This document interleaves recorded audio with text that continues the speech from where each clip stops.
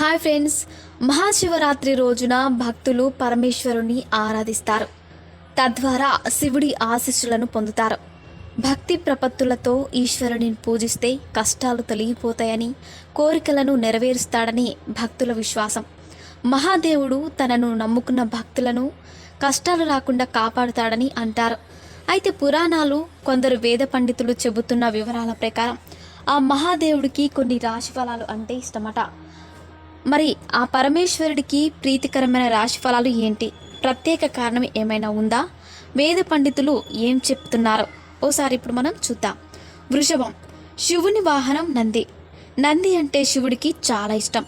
నందీశ్వరుడిని ద్వారపాలకుడు, శివుడి దూతగా కూడా పిలుస్తారు. కాలచక్రంలోని వృషభ రాశితో నందీశ్వరుడికి సంబంధం ఉందని పండితులు చెబుతున్నారు. ఈ కారణంగా వృషభ రాశి శివుడికి ఇష్టమైన రాశిగా పేర్కొంటున్నారు నిపుణులు.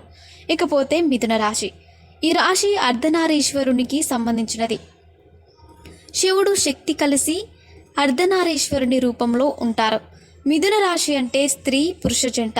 అందుకే మిథున రాశి కూడా శివుడికి ప్రీతికరమైనదిగా చెబుతున్నారు పండితులు. ఇకపోతే కర్కాటక రాశి. కర్కాటక రాశికి అధిపతి చంద్రుడు. చంద్రుని మహాదేవుడు తన తలపైన అలంకరించుకున్నాడు. కర్కాటక రాశి కూడా స్వామివారికి ఇష్టమైనదిగా పేర్కొంటున్నారు.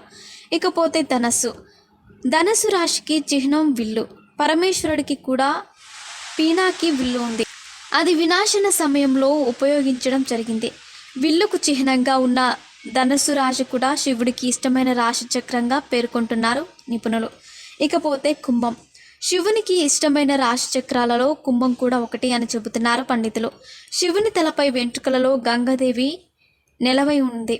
భగీరథుడు గంగను భూమిపైకి ఆహ్వానించినప్పుడు శివుడు తన జుటాన్ని కుంభంగా మార్చి గంగా ప్రవాహాన్ని నియంత్రించగలిగాడని అంటున్నారు. మరిన్ని ఇంట్రెస్టింగ్ అప్డేట్స్ కోసం మా ఛానల్ని సబ్స్క్రైబ్ చేసుకోండి.